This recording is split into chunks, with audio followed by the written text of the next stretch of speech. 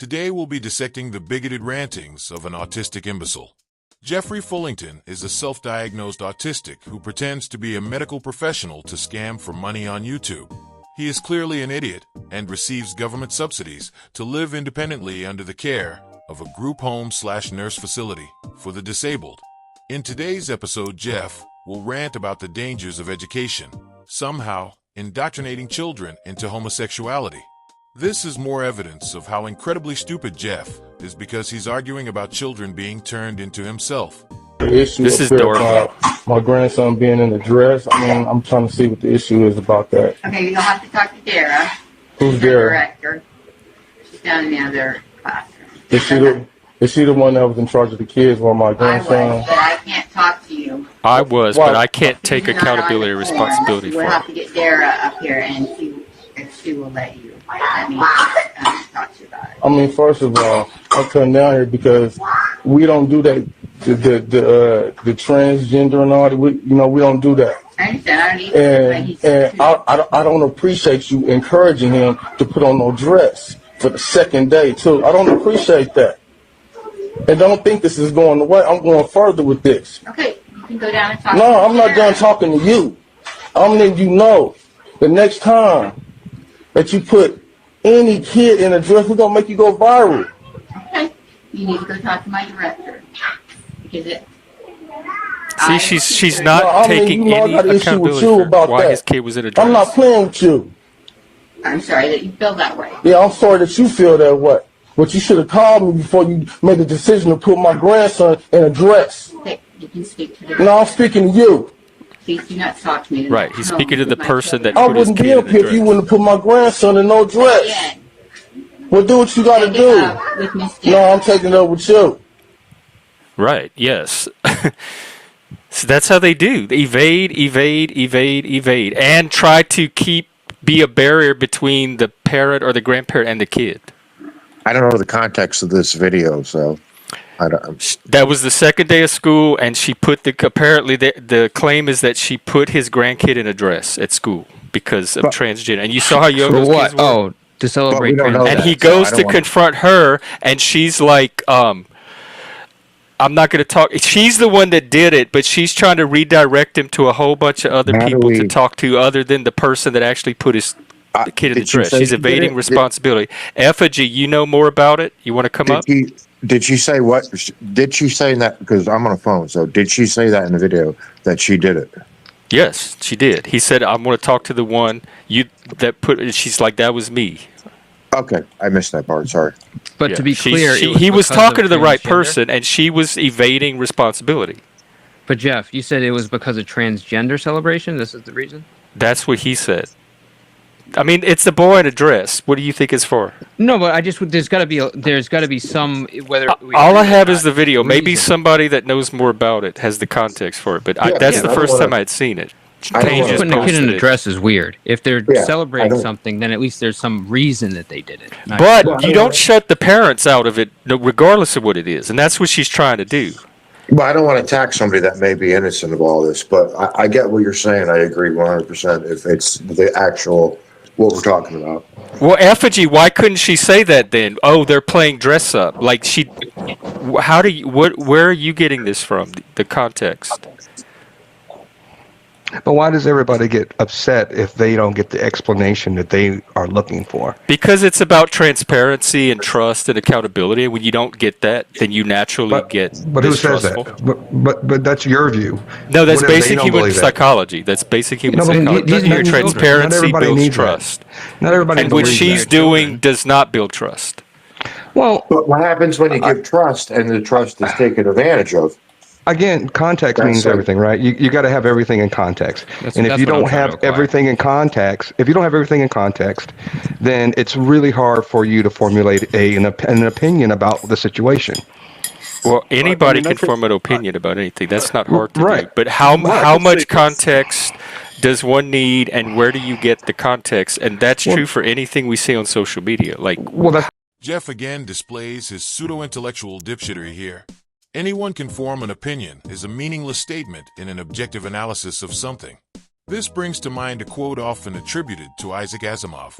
The strain of anti-intellectualism has been a constant thread, winding its way through our political and cultural life. Nurtured by the false notion that democracy means that my ignorance is just as good as your knowledge. Because Jeff is a simple-minded buffoon, he believes that his feelings trump objective reality. His small-minded fear rooted in a delusion is proof enough that there is a sinister plot here that conveniently targets his specific myopia. In layman's terms, Jeff is an idiot who fears a plot by transsexuals and homosexuals to somehow take over mainstream culture, and that the academic institutions are somehow conspiring with this sinister organization. The means are irrelevant. In Jeff's bigoted little mind there can be no other reason for anything he sees going on. I don't know the context of the video, so I don't want her to lose her Effigy, job. it looks like he did more research into it, so he might have some information. I don't want this chick to lose her job yet, because I did don't all know. of 5 seconds of research, guys, because that's all it took to found any information on this video, because it made the same furor that you guys are causing right now when it came out. The context of the video is that the kids were playing dress up. Full stop. The kids were playing dress up. The Do you have a link you can drop in the back, or tell me it's what the to Yahoo search? article. I mean, all you had to do is like do any kind of generic search in the Yahoo article. Okay, well, what Pops right terms up. did you use? Here, I'll pop up the link. Well, Oh, but, you can always tell. that's can go another to our question. shows, like- Never worn a dress That's- before. that's I've worn a well, dress as an adult. I got no shame in my game. But what I'm saying is, you know, like when But my even kids playing, play with even playtime, like letting kids wear a dress for playtime, I think parents have a right to be in on that. But I I don't think so. I don't think it's that playing in serious. another Yeah, I game. think first of all, I used to teach. I think parents have a right to be in on anything that goes on in the school. One of my biggest 100%. problems as a teacher was getting parents involved. Like not enough parents even cared what their kids were doing at school. So to have a parent that is actually curious about what's going on at school. Yeah, but this is I like think that's the imposing relationship your you wanna neurotic keep. shit onto children, right? Because like just putting on costumes and playing dress Right. up is a part of children. Like when you're young kids, like you don't even see it but like that, right? but you don't. It's fine for it to be a part of children, but you don't exclude the parent from it. So the parent has a right to know how their Excluding it when kids they are were just playing. playing. Like Let me ask you. It doesn't matter if the Let me put a parents have a scenario. right to know what their kids are doing at school. If No they're one's playing denying cowboy and them to Indians, have if they're to know playing that. dress up, whatever, you don't hide that from a No parent. one hid it. Why are you saying they're hiding it? Obviously, they didn't hide it because the dude came there angry about it. Obviously, it wasn't hidden. It wasn't hidden, and it's a video. Well, she wasn't talking to him. We saw her not talk to him. It says the mother pulled the son But from let me the ask you a question. preschool. But let me ask you a question. There are times, and I don't know about you, but there are two people on this panel who've known me for years, Mike or Mike Cerrone, and then Mr. P. Mike. They've known me throughout the channel verse for like the last 2 years. But let me ask you this question. Do you believe that if a child goes to school and wants to talk to a teacher in confidence, and that teacher tells them to go talk to a counselor, and that counselor gives them, information that he might or they might need to actually to delve deeper into whatever, problem they're having without telling the parent, do you believe that's okay? Or not? Because Guidance let me tell you why. counselors work under slightly Well, let me- different rules, and I'm told that schools hardly even have guidance counselors anymore. Well, Or if they- they well, have them, what they if the don't problem do is that the kind of parent? counseling. They have them because there are times where kids don't want to go to their parents to discuss these things. Believe it or not. Right, but that's children- not the role of a teacher. That's the No, role no. of a guidance counselor. Well, that's what I'm saying. Teachers are kind of considered to be in a different role. I If you think don't want that's to talk to your parents, a boundary if you- confusion. I would rather your child go talk to a teacher or a counselor or a principal if they are in fear of going to their parents. We've all been there. There's we don't wanna already discuss things with our reporting laws parents. for abuse. Was this a I'm not school or was talking this about daycare? Can I Was this just not even talking see about- this for what it is? I'm not It even was a talking about. preschool. I'm not even This talking is a normal about. thing that kids were doing, Right. right? This is just something they all do. Hang on. Let me finish this thought. Can we just please see this situation for what it is? This is parents or grandparents or whatever they were freaking out about something that in nearly every context parents have seen as normal. They are freaking out because It doesn't those matter. people- Not every parent's obligated they're to see it as freaking out normal, because and they have a those right people to know at what their that- kids are doing at school. That's No the one's bottom saying they line of don't. the issue. No one's saying they don't. No one's disagreeing with that. The point is they wanted those people at that daycare to impose those kind of rules on those kids. They wanted them to jump in and rip that dress off every time that kid even tried to put it on, regardless of the context, if it was dress up or not. That's what I think is going on here. That's That's Okay, what was you this a think is daycare or because was this first you school? started out I'm telling still us trying to what figure was out. going on, and now it's what you think is going on. So you just want us to adopt your view of the situation. There are a few noteworthy things to point out in gay Anita Bryant's claims here. 1. Jeff has never been an educator in any capacity. 2. By his own admission, he has been fired from every job he's ever had. 3. He has no children and no understanding of school's rights versus anyone else's. Any educational institution has the right to make its own rules. This has always been the case since the origins of the country.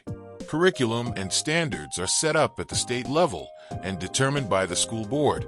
The educators do not need to curry favor to any specific individuals on the basis of religion or belief. If you don't want your children exposed to black children, keep them home. If you don't want them to learn about any curriculum taught in schools, keep them home. What fascists like Jeffrey want, however, is to indoctrinate children like proper racists and homophobes. Jeffrey and his ilk are terrified at the prospect that their antiquated and small-minded views becoming obsolete and are desperately yearning to turn back the clock. I was always a G.I. Joe guy. I loved watching G.I. Joe. I actually have all of the G.I. Joe seasons on DVD. I'll show them to you if you want. I mean, I bought the whole, like all the seasons of G.I. It was like $100 and something. Are you talking about like the DVDs, the videos? Yeah, like the cartoons. The cartoons. The G.I. Joe. What year did that start? I remember like He-Man and She-Ra. Was it around the same time? G.I. Joe should have been in the late 80s or mid 80s. I'd say mid 80s. Because they had a whole crop of cartoons in the mid 80s, 83 to 86. They had He-Man, they had the Smurfs, they had the Dungeons and Dragons cartoons, and I had. They was like the next wave of cartoons from the ones we grew up with in the 70s, the Hanna-Barbera stuff. I got into He-Man, and then I had the Battle Armor He-Man. So you have He-Man, right? And his chest has a roller on it. And the more you hit it, the more damage it gets. It spins. It was called Battle Armor He-Man. Let me look Dude, I'm telling you, I had. It was a separate He-Man from the regular He-Man? It was He-Man, but it was Battle Armor He-Man, where he had a circular thing in his chest. You hit it. Yeah, we had that. I think the opposite, and I'll tell you why. We had Schoolhouse Rock. That did nothing but you can see the difference in the millennial and the Generation Z, the ones that did not have Schoolhouse Rock for the ones that did. Also, a lot of our cartoons were more like morality plays where they were very clear, black and white, good guys and bad guys. Well, not that they had good guys and they had bad guys, and it was very black and white and well defined. And they very much made you want to be one of the good guys. Except for the Laugh Olympics, they had that Team Evil, and I always liked with like Mowgli, the dog. I always thought I'd make a good teammate on that team. Sasquatch. Reality is a concept that Jeff desperately tries to avoid acknowledging, instead retreating to the comfort of his imaginary world and hoping that reality will eventually bend to his whims.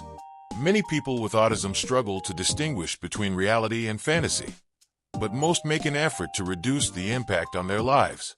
Jeff, on the other hand, embraces his realm of fantasy, especially as escapism from stress, life responsibilities, and his bleak future, trapping himself in a feedback loop whereby his real-world life and issues are further neglected while his devotion to his fantasies gets stronger.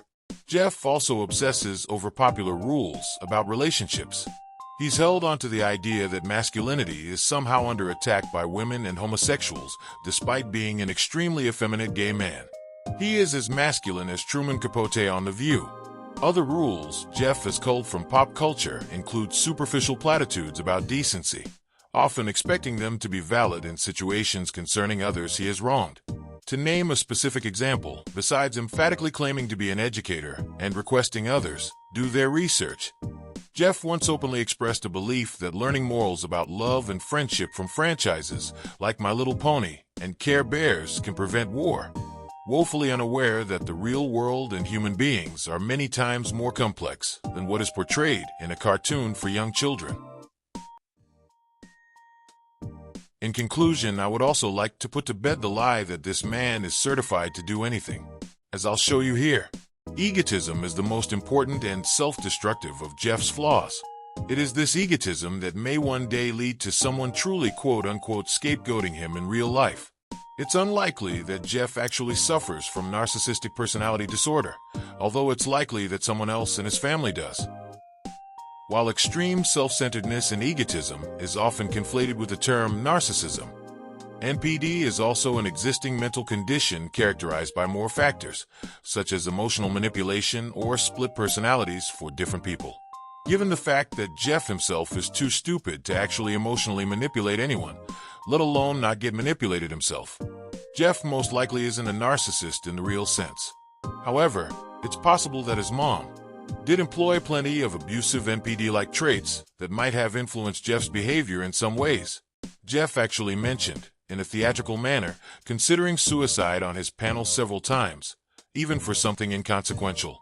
Another noticeable aspect is Jeff's need to shove his own name, initials, and creations every chance he gets, especially other people's works, if it guarantees fame.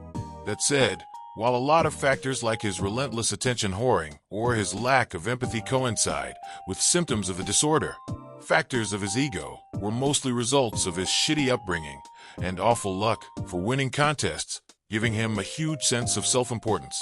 Not to mention his lack of empathy for others was also partly caused by his autism. If Jeff does have NPD, he likely has a low-functioning variant of the disorder, and it may be hard to delineate his potential NPD symptoms from established ASD ones. Further reading is required to confirm the difference.